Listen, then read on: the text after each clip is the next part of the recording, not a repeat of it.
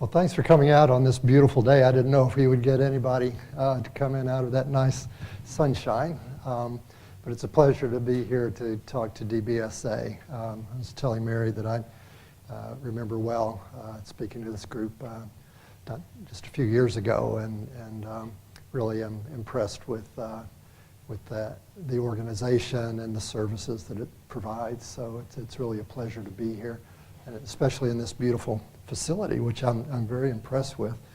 And I also appreciate whenever suicide prevention is the topic. I'm always happy to come out and support that effort. I'm sure most of you know that suicide is a terrible tragedy and a very significant public health problem in our country that takes more lives than automobile accidents. More than twice as many people die by suicide as by homicide. Some 40,000 people in the United States take their own lives every year. So it's a terrible loss of life and a terrible tragedy for families and loved ones to experience. I've been privileged to be a part of the both service providers and also the research community in the area of suicide for basically my entire career. And although it's a very serious topic, it's also an area with a lot of hope.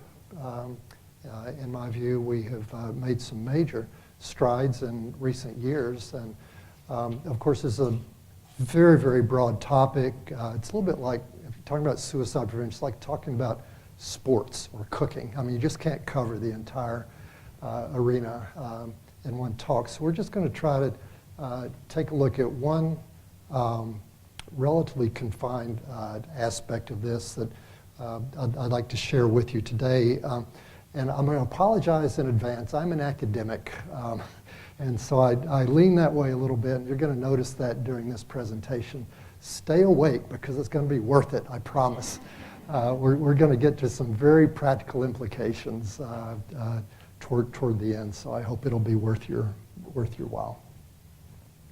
So let's see if we can get started here. Oh, I have a disclosure. This is cool. It's the first time I've ever had a disclosure. That means that there's a possible conflict of interest. And my entire career, I've never had any like commercial products or anything like that to disclose.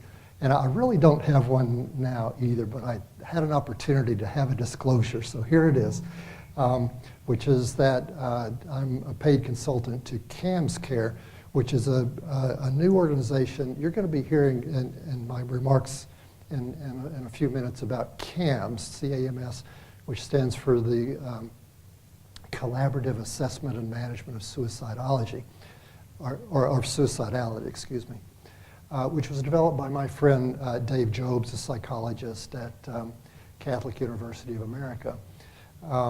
And for the first time, he has found a way to deliver training in CAMS online. And so that's what CAMS Care is in a nutshell, and I'm a paid consultant to that group. Not an owner, but a consultant. So our agenda today, I thought I would spend some time talking about something you may or may not have heard of before, which is psychological reactance, and how this process sometimes undermines our efforts to help. Sometimes, with all good intentions, we try what common sense would tell us to do, and it undermines our efforts to help another person. So I just wanted to raise this as an issue and talk about it. We're going to review diagnostic risk factors for suicide and some recent developments that I've been involved in. And very importantly, I want to talk about the concept of acceptance. Compassion, not so much today, but acceptance in particular.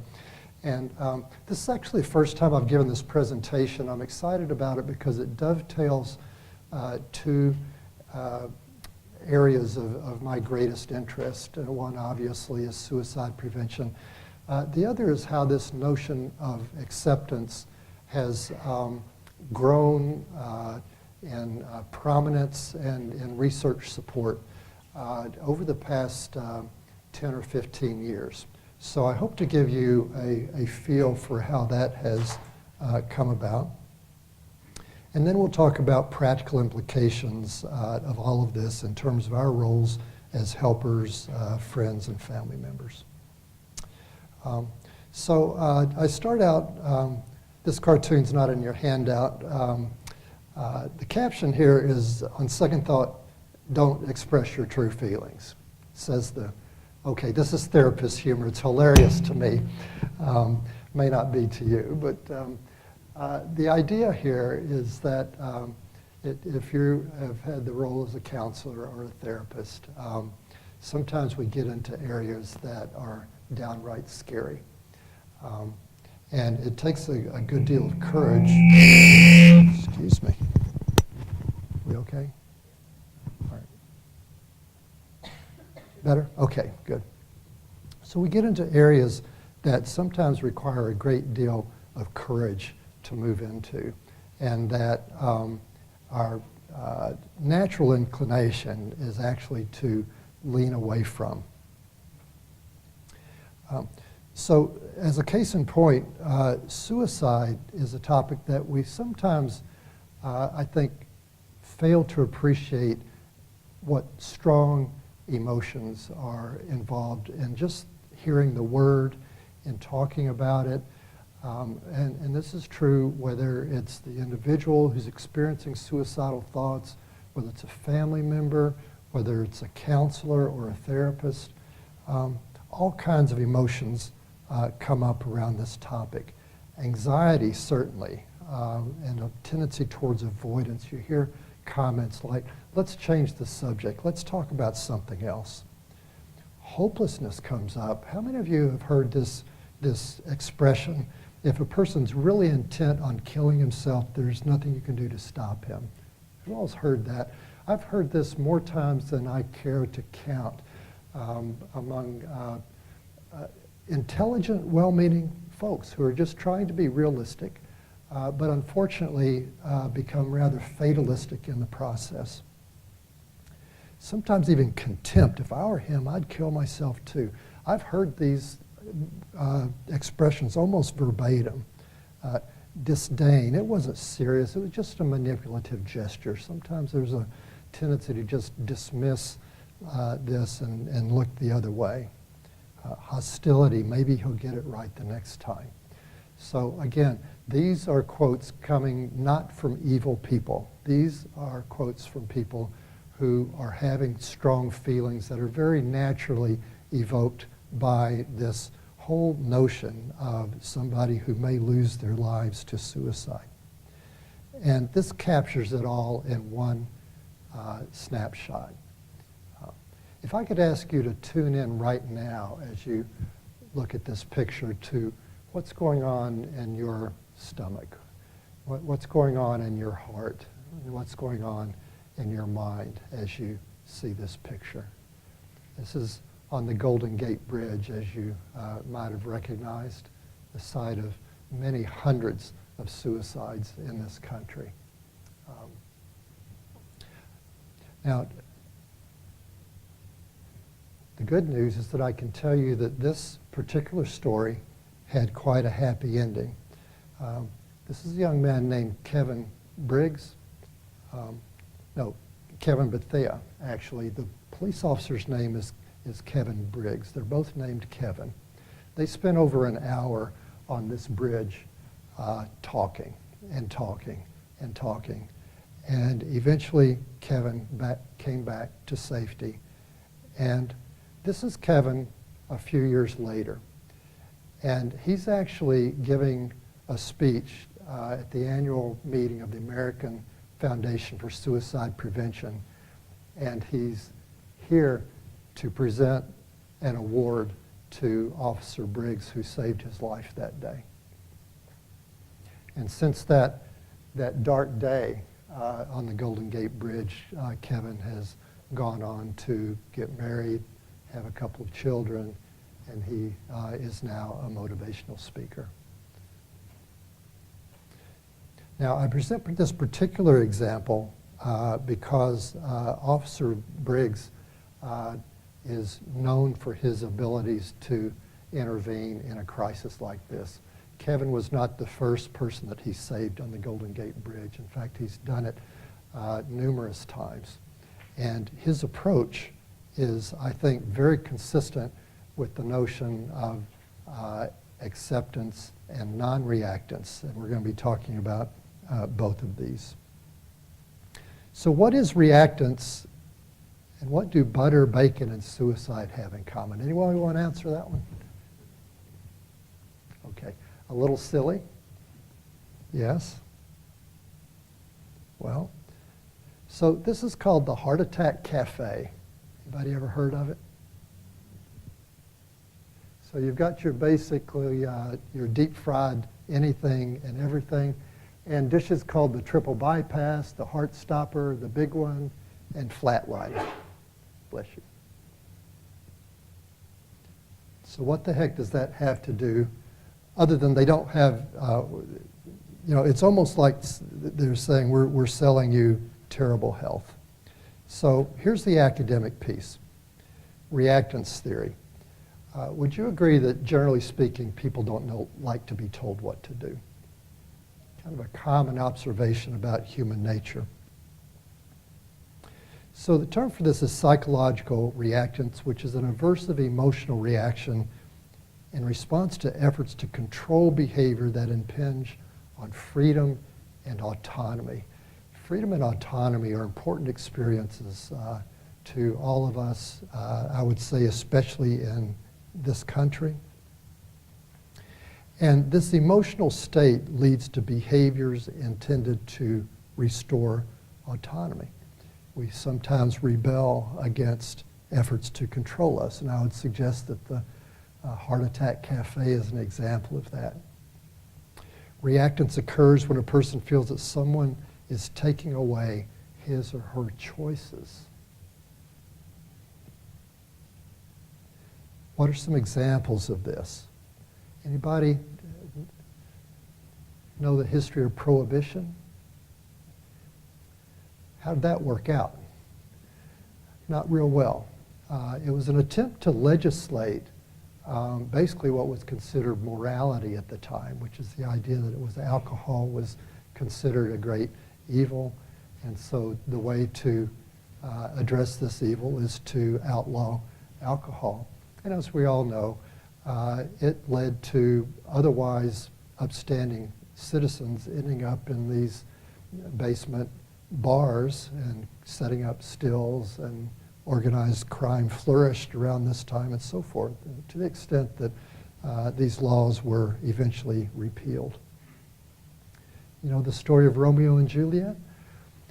Try telling a teenager that they can't love another teenager and see what happens.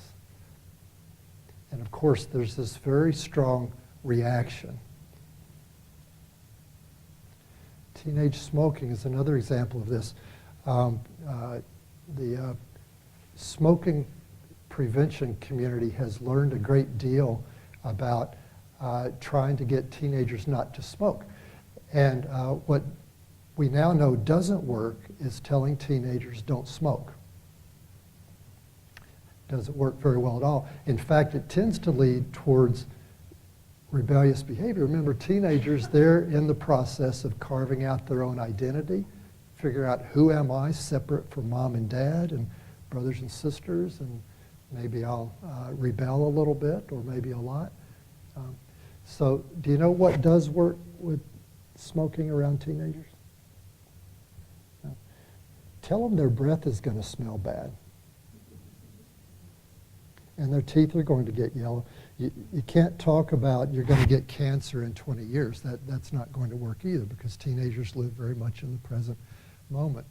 But the minute you get into the social arena, which is obviously where teenagers live their lives, this is all about peer acceptance and about getting that first kiss, or maybe the second one too, and so forth. And so emphasize things like that, the impact of smoking on the social interaction. What about gun control? Now, you don't have to take a position on this on one side or the other to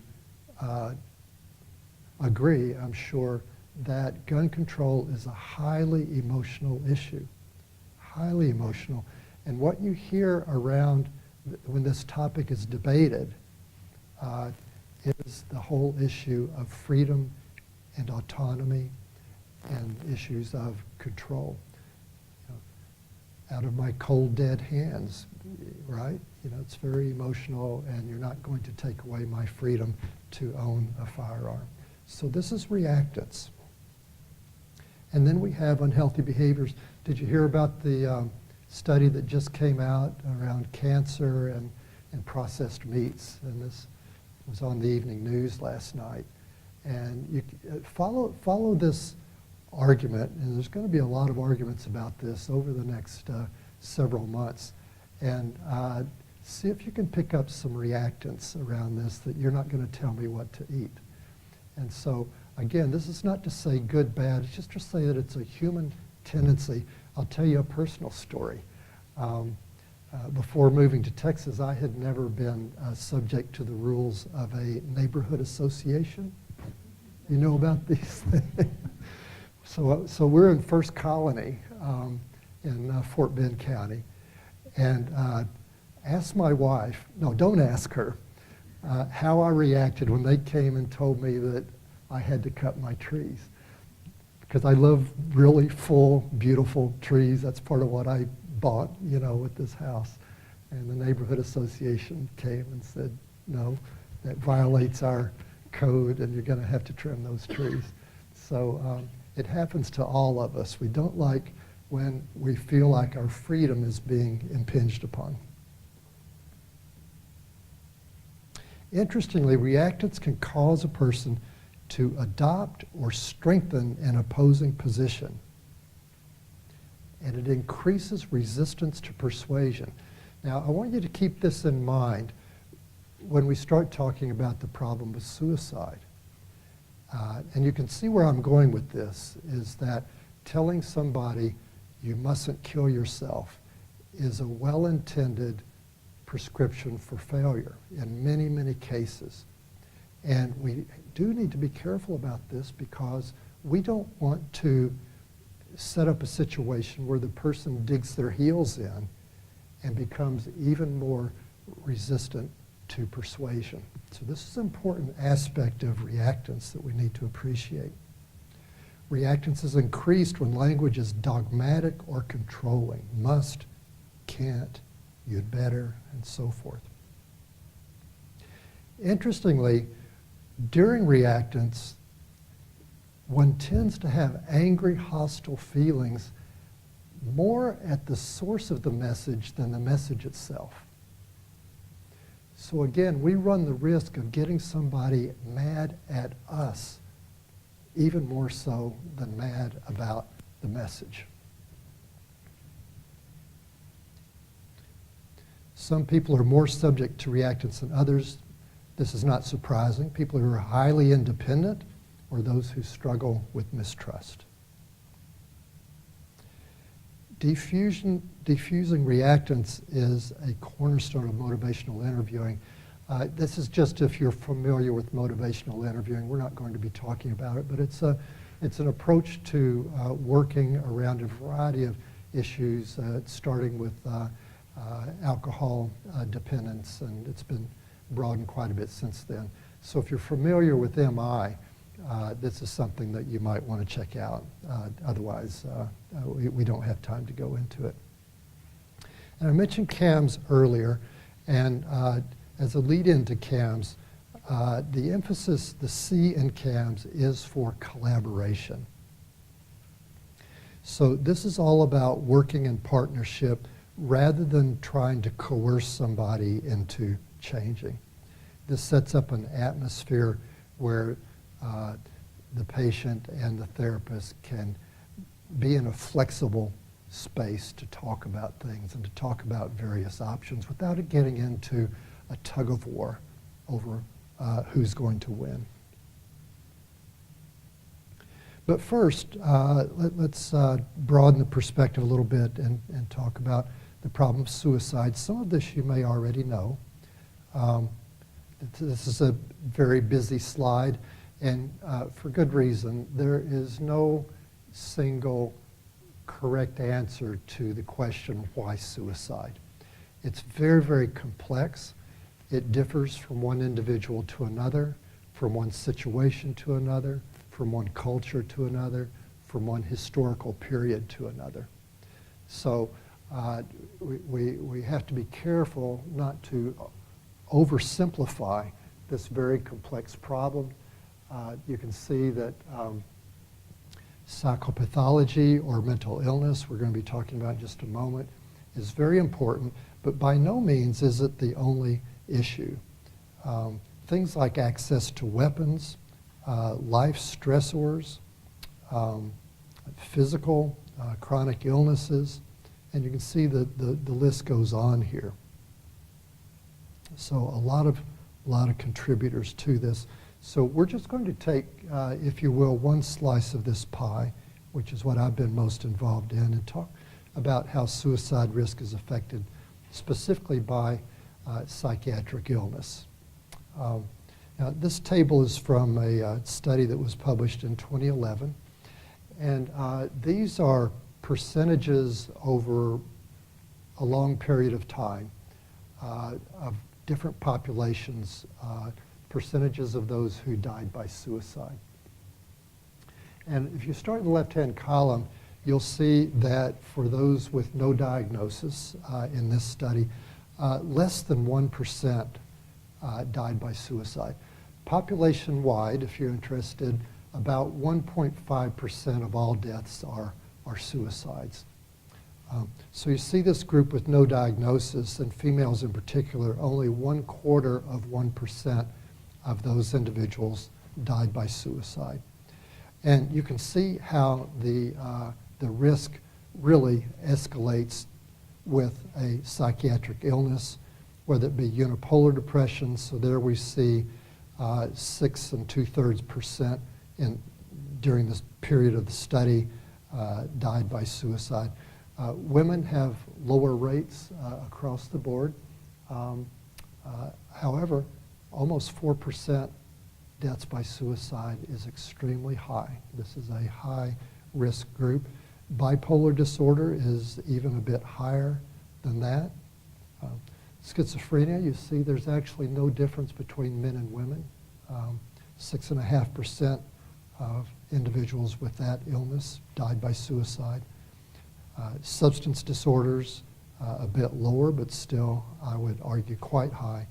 And then when you combine all psychiatric disorders, over 4% of men and over 2% of women die by suicide. So we see that that these disorders are significant. Just about any psychiatric disorder raises the risk of suicide. So let's take just one of these as an example, namely depression. And there's something that I think is equally important to emphasize. Obviously, to say that a certain percentage of individuals, 4, 5, or 6% die by suicide, that's very important. But we also need to look at those who do not die by suicide, which is depicted in this drawing.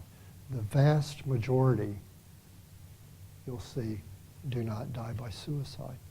This is a terribly important question that we seek to understand. What's the difference between people, even within the same diagnostic group, who become suicidal and those who do not? There's a real opportunity to learn here. You'll notice, too, that not all people who die by suicide have depression, and you saw that in the earlier slide. Disorders that enter in as well. So all of this is by way of saying that suicide is a problem that involves mental illness, but not just mental illness. We can't just point to mental illness and say, oh, if we solve the problem of depression or bipolar illness or addictions, that we will wipe out all suicide. That doesn't seem to be the case. So how can we understand, if you will, the distinction between those with and without suicidality? And this has been the focus of much of my research, as well as many researchers in the field. And we're not going to go through this list in detail, but just to give you a sense of the kind of psychological vulnerabilities that we've been looking at. The word transdiagnostic just refers to the fact that we're looking at these psychological features regardless of diagnosis that are likely to apply across the entire spectrum of diagnoses. And these are some of the things that have come out consistently in the research. Things like cognitive rigidity, problem-solving issues, hopelessness, a sense of failed belongingness, a sense of being a burden on others. Acquired capability is an interesting construct that's just come up. Thomas Joyner, who is one of the top suicide researchers in the world currently, asked a very important question. Beyond why do people kill themselves, he asked the question, how is it even possible for a person to inflict deliberate injury and death upon himself or herself?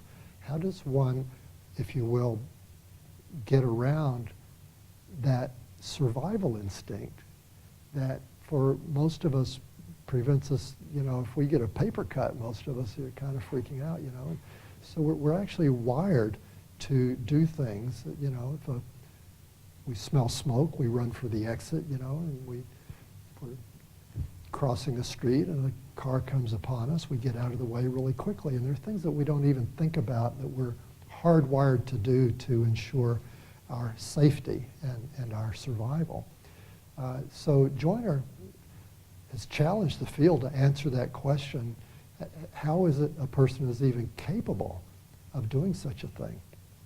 And their research has shown that actually it is possible for a person to become less fearful of his or her own injury and even death. It's kind of a desensitizing process.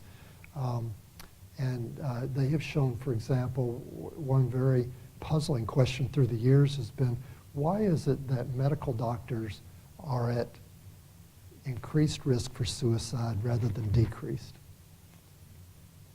Medical doctors have pretty good income, right? And they're held in high esteem by most of us in society and so forth. And plus they know a lot about how to stay healthy, hopefully. So why are their suicide rates higher than other populations? And his theory on this is, well, when you have witnessed a lot of injury and blood and death, that after a while it becomes less terrifying to you, including the prospect of your own injury and death. And he's applied the same thing to emergency ambulance attendants and combat soldiers and various other populations who have increased suicide risk, with this idea that it's actually possible to, if you will, acquire the capability. So this is one of the things that we're learning beyond psychiatric diagnosis about what contributes to suicide risk. And this list goes on, and many of these are, as you see them, they will make perfect sense to you. Self-hatred being an example. Perfectionism is something that until recently we thought was just kind of a personality trait that some of us actually use to our advantage, and it works pretty well, except the variety known as pathological perfectionism, where it's never good enough, and I'm never good enough. And we find that this is associated with the cognitive rigidity up there that says it must be a certain way, and if it isn't, then all is for naught. So again, none of these, we can't boil down suicide to any one of these, but we're just learning more about the psychological processes that contribute. Now, over my career, I've been pressing for developing therapies that are more specifically designed and tailored for suicidal individuals.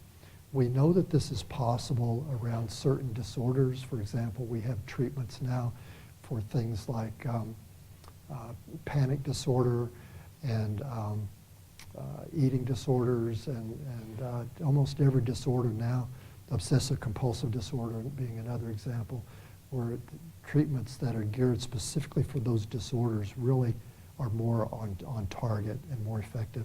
So I've asked multiple times, now that we know that suicidal people have these important differences, why not develop treatments that address those? And well, guess what?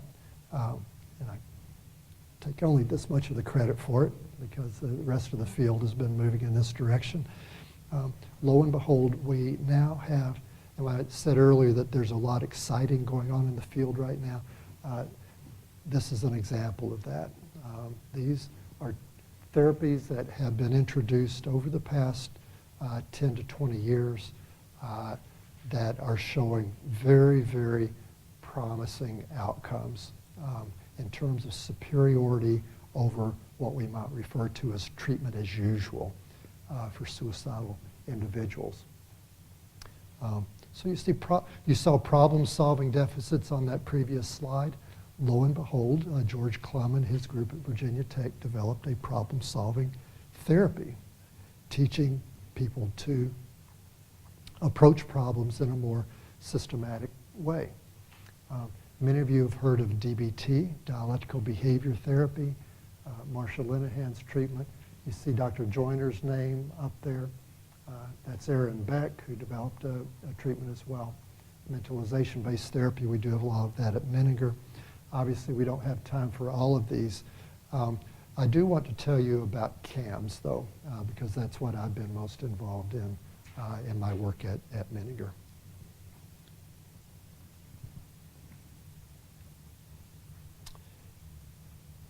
So what is CAMS? For one thing, CAMS takes a position, which is to say that suicidal thoughts and behaviors are not just symptoms of an illness.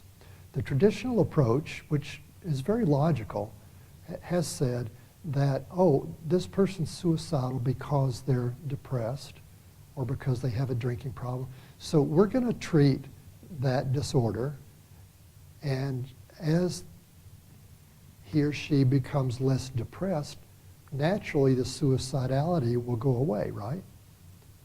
It makes total sense, very logical. Sadly, the research doesn't really support that.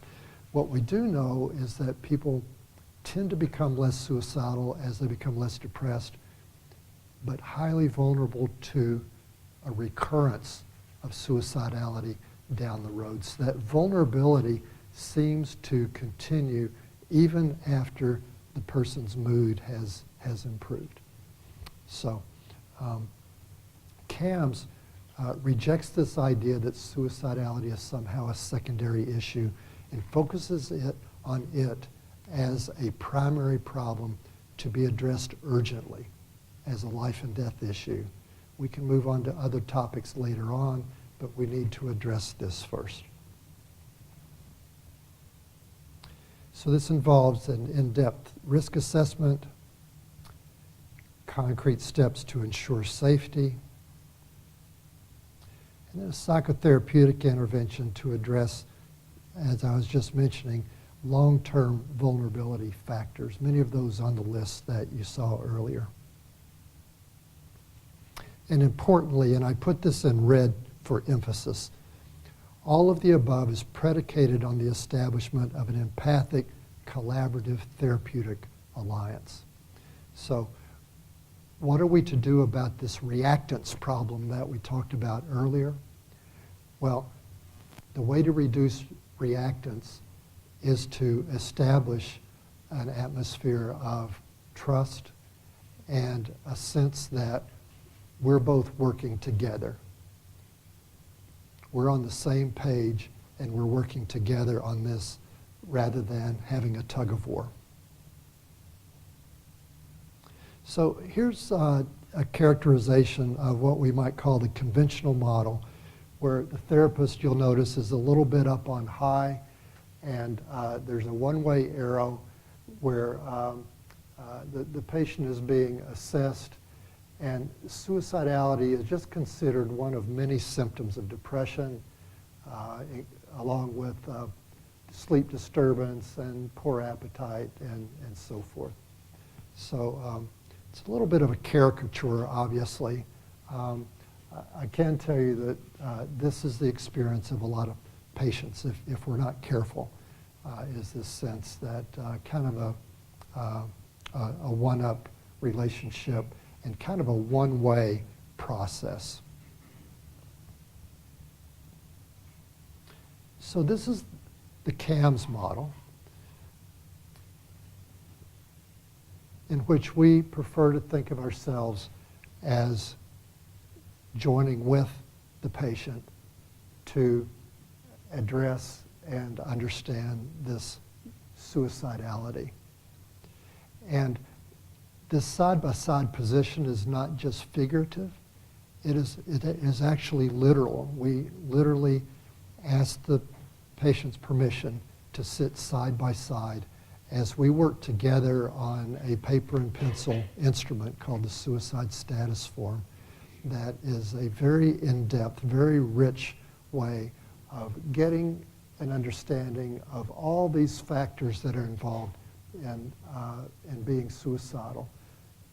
Psychological pain, stress, agitation, hopelessness, their self-hate, reasons for living, reasons for dying. This is a lot of material to cover, and it's complicated. And so we seek to join with the individual and say, you know, I don't have all the answers. I'm wondering if we can put our heads together and try to really understand this. Not to try to talk you out of anything, but to try to really understand your pain, your suffering, and how it comes to this dark risk of suicide.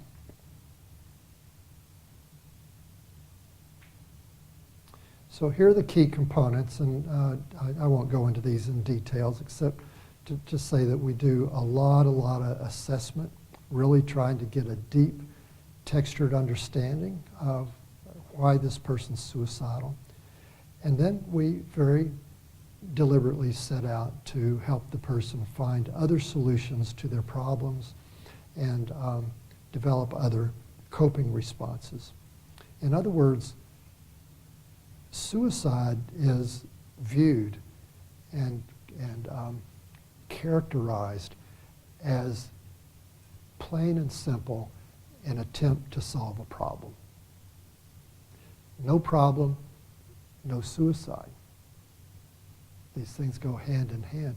So if we can figure out, A, what exactly is the problem, or in most cases problems, plural, and then figure out what have been the barriers to solving those problems. What can we do to remove barriers, or perhaps find other pathways around the problem, under the problem, through the problem, or what have you.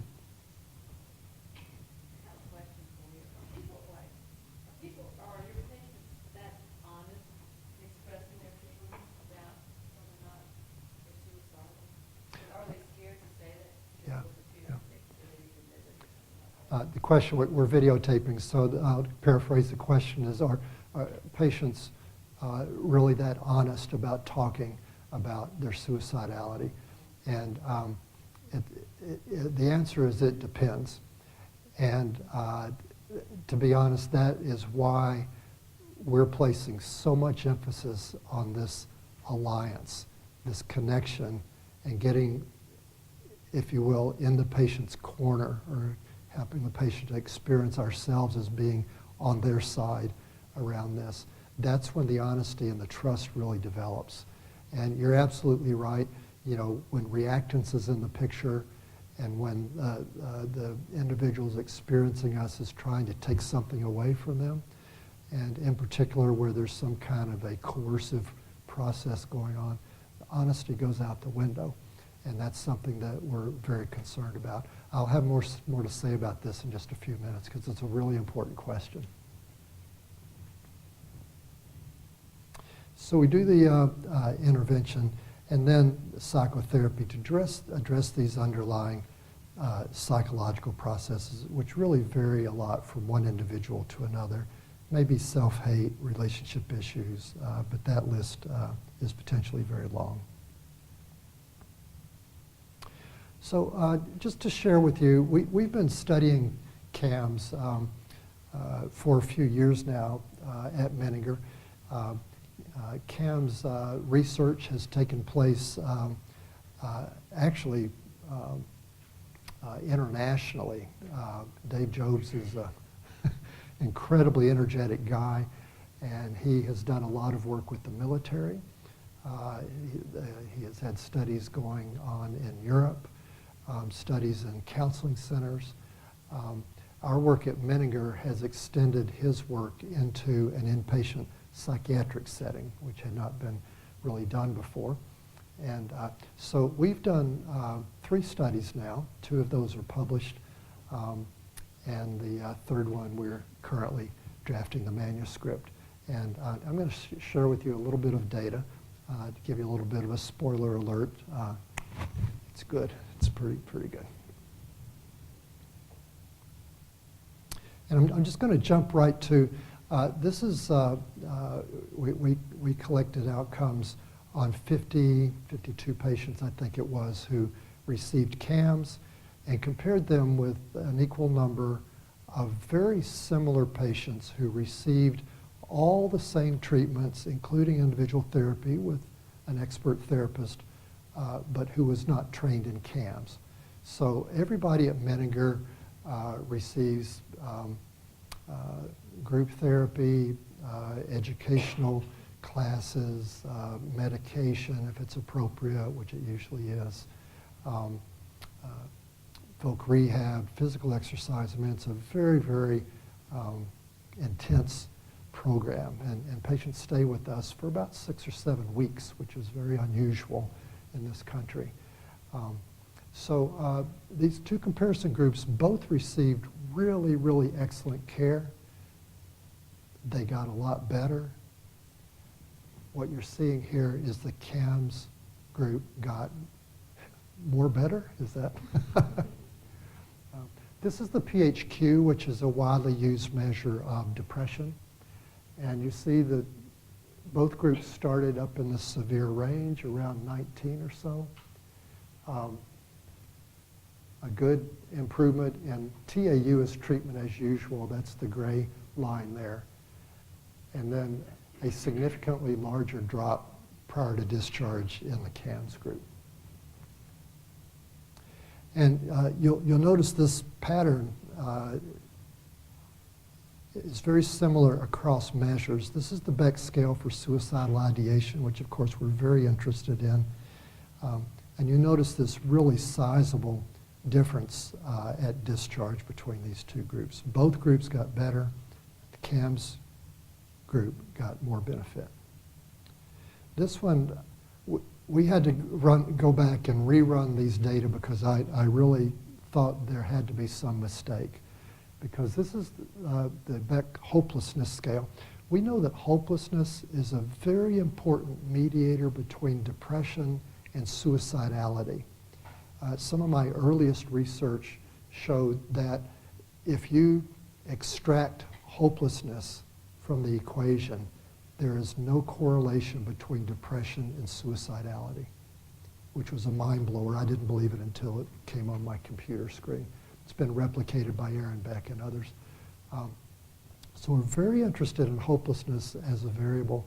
And here you see that the treatment as usual group barely got better on hopelessness. And the hopelessness among CAMS patients just plummeted. I'm going to recheck that analysis again, by the way, because it still is a little hard for me to believe. But again, you see this pattern. This is the suicide cognition scale, another one that we've been very interested in, and a huge difference at discharge. This is the acceptance and action questionnaire, which measures a construct called cognitive flexibility. Do you remember on that long list of vulnerabilities was cognitive rigidity and inflexibility? So naturally, we've been very interested in this measure as well. And look at the difference between these two groups at discharge. These are the same data, but expressed in treatment effect sizes. And you don't need to know the statistics particularly just to say that anything larger than 0.8 is considered a large effect size. And so you can see that the treatment as usual group on depression, 1.01 is a good, robust effect size. CAMS group with 1.67. And you see across the board, especially when we get into more or less suicide-specific measures on the right there, that we get these large, large differences between the two groups. And these are these two groups were matched in terms of age and sex and diagnosis and a variety of other variables. So we took great pains to see to it that these groups were comparable. Okay, so if you want to know more about CAMS, this is the CAMS Care website, and it won't cost you anything, I promise, to just go poke around a little bit. And you can learn about Dave's book, that if you're interested in learning more about what CAMS is, excuse me, you can go there.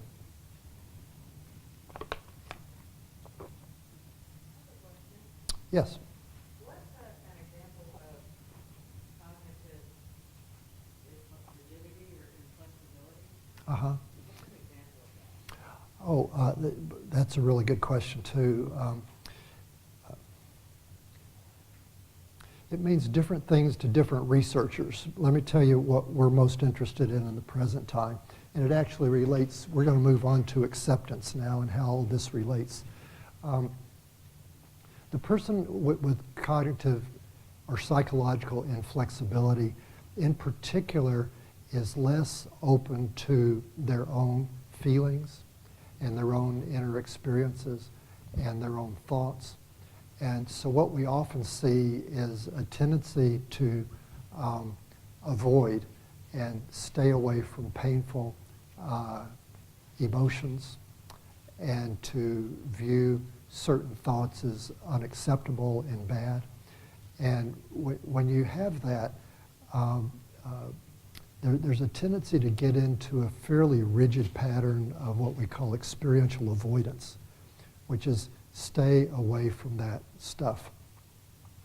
There are a variety of ways that people do that. Substances are a very common one, which is to say that, you know, I can't face my sadness, or I don't want, you know, I'm scared of my own anxiety, and so addictions come very often from that picture.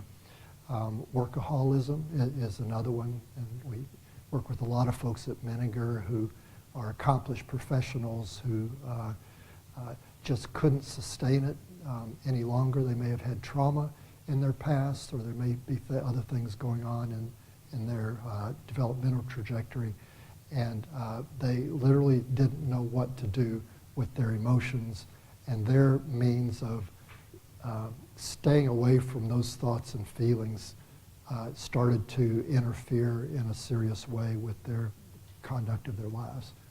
And so there's a way to get entrenched in those strategies that's actually quite rigid and locked in. And so that's what we mean by that rigidity. And so the goal of the treatment is to help the person to feel their feelings, have their thoughts, and be very mindful of their values and their choices and so forth. So acceptance, if you will, this inflexibility is the opposite of acceptance. So I'm working with a woman now who is just learning to accept her own emotions. She thought that because she had lost her brother tragically 3 years ago, and she thought that there was an expiration date on that. She shouldn't be feeling sad anymore. And so she tried to just sort of plow her way through it, and it didn't work out for her, and she ended up actually making a suicide attempt.